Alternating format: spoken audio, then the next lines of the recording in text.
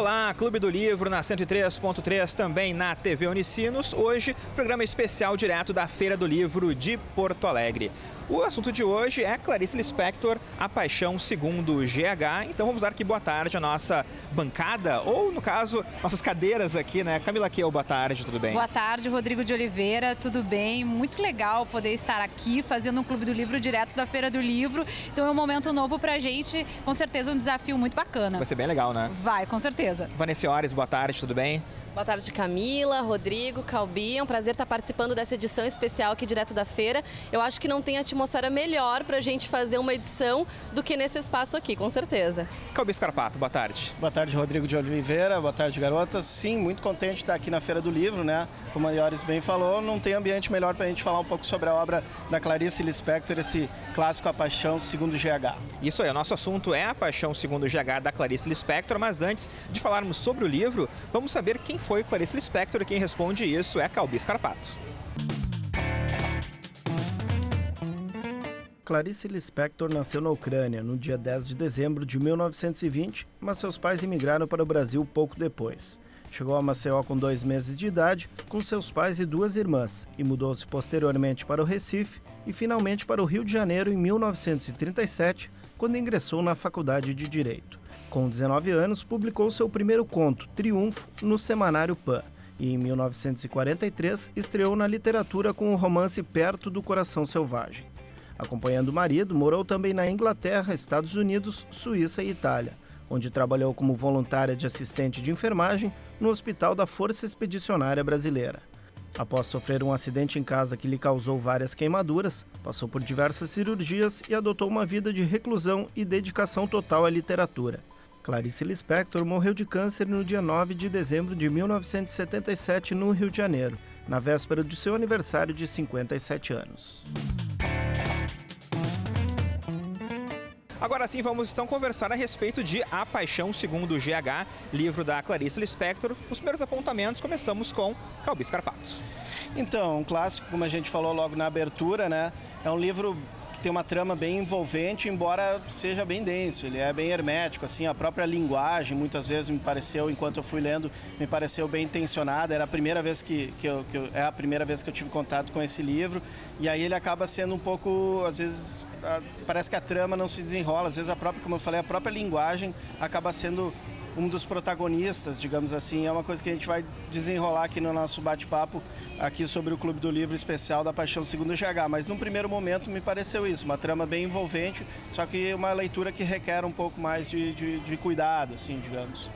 Vanessa Ores. Bom, para mim foi muito bom poder participar dessa edição falando da Clarice Lispector novamente. A gente tem uma outra edição do clube que trata da Hora da Estrela, né, que foi um programa muito bacana que a gente pôde fazer também.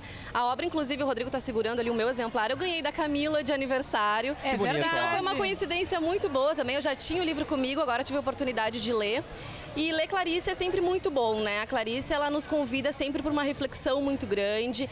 É um livro angustiante, inquietante. Eu, por muitas vezes, me peguei lendo e voltando à leitura, porque realmente ela exige que seja bastante vagarosa, não é não é um livro para ser lido rápido, não sei se vocês tiveram essa mesma sensação. E eu também coloquei um despertar no seguinte, é um livro de sensações e não de compreensões. Então eu meio que parei de querer racionalizar muito o livro e fui mais sentindo, assim como a personagem ia sentindo, ia nos convidando a todas aquelas reflexões, a entrada no quarto, como a gente vai comentar, sobre o resumo, enfim, da obra. Então é um livro diferente por todos esses aspectos, praticamente um monólogo, porque a gente também vê o tempo todo essa personagem, a GH, nos conduzindo, com poucos personagens, inclusive. Então, mas de uma maneira geral, é um livro muito bacana, porque ele te traz um despertar, te convida para pensar muitas coisas que talvez todos nós já tenhamos pensado em outros momentos, em alguns momentos das nossas vidas. Camila. Bom, eu acho assim, primeiro que o estilo narrativo desse livro não é apenas o próprio enredo em si, a própria história, mas o estilo narrativo também nos provoca um desconforto. Então eu fiquei desconfortável durante essa narrativa, eu fiquei desconfortável com aqueles dados que ela ia trazendo sobre aqueles sentimentos. E eu acho que a Ioris foi bem feliz quando ela fez esse apontamento aqui de que é um livro de sensações e não de compreensões, e eu acho que tu está totalmente certa sobre isso, é mais ou menos o que eu penso também.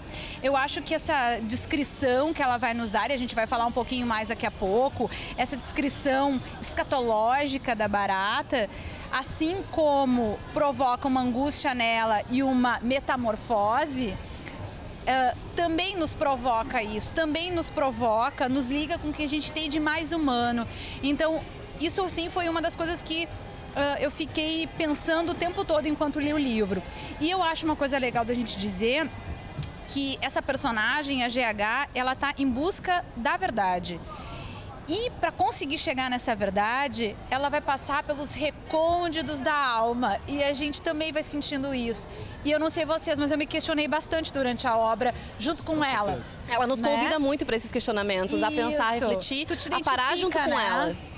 Então, acho que isso é muito legal, assim. Ela não é uma leitura fácil, mas a gente sabe que temos aí milhares de fãs da obra da Clarice, e eu tenho certeza que é uma leitura muito válida, assim. Essa busca da verdade pela vida, do mundo, é uma viagem da personagem de autoconhecimento.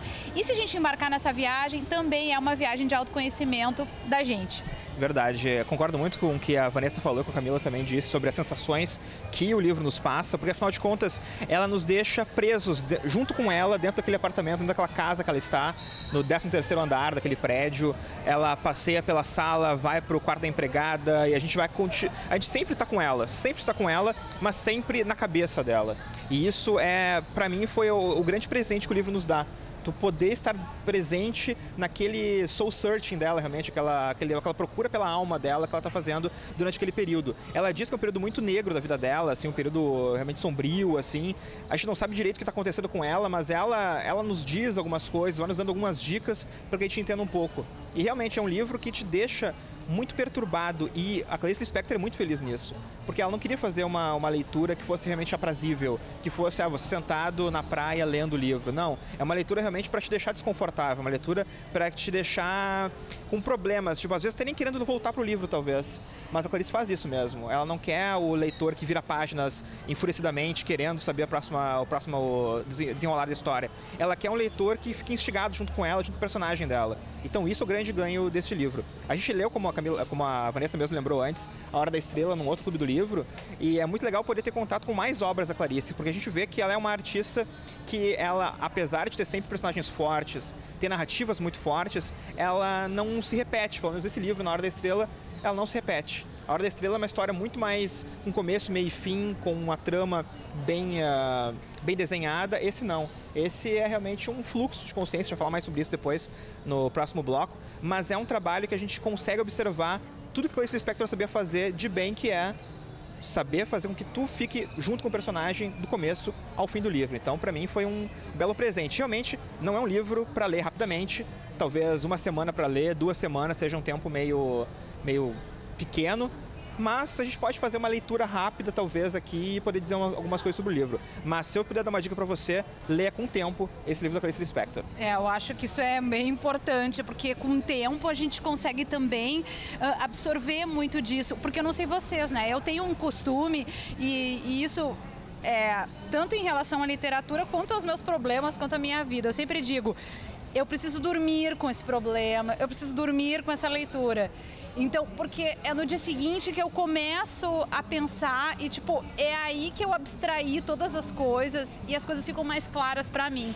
Então, é uma leitura que tu precisa dormir um pouco ela, né? Então, acho que isso é importante. Ainda mais porque ela trata muitas vezes através disso que ela quer dizer, através de alegorias, né? Através de metáforas. Muito metafórico, na verdade, tu né, vai meio que pensando sobre isso, né? Conforme vai desenrolando o livro, como a Ioris bem colocou, às vezes tu volta no começo do parágrafo.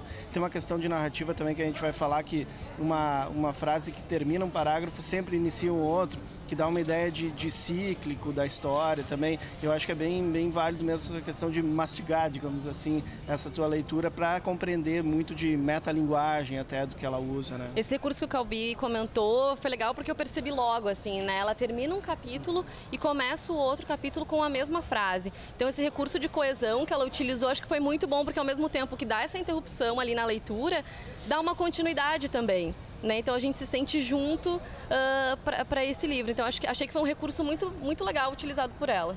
Tem um outro recurso que é interessante da gente colocar aqui, além dessa questão essa frase de fechamento e a posterior frase de abertura, que eu gostei muito, né, que esses ganchos e tal.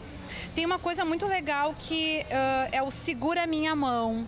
E eu achei isso fantástico, porque o segura minha mão, ele é um recurso também para convidar o leitor, para que o leitor fique com ela nessa história, fique com ela nessa viagem muito louca de autoconhecimento, fique com ela nessa vibe verborrágica também ao mesmo tempo. Então, é assim, chama o leitor, vem comigo, segura minha mão, fica comigo aqui, não desiste. Essa também é uma viagem de autoconhecimento tua. Então, eu acho isso aqui fantástico. E num dado momento ela começa a falar meu amor, né? Isso. E aí quando eu li isso eu não estava entendendo, mas de quem que ela tá falando, para quem ela tá falando.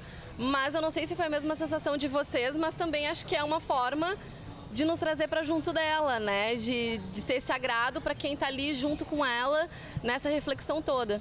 Vamos falar mais sobre isso então depois, no próximo bloco. No próximo bloco a gente fala mais a respeito da trama da Paixão segundo o GH. Se é que temos muita trama para comentar, né? Porque afinal de contas a história Temos muitos sentimentos, isso a gente tem bastante. Isso a gente tem. Então depois do intervalo, mais Clube do Livro, direto da Feira do Livro de Porto Alegre.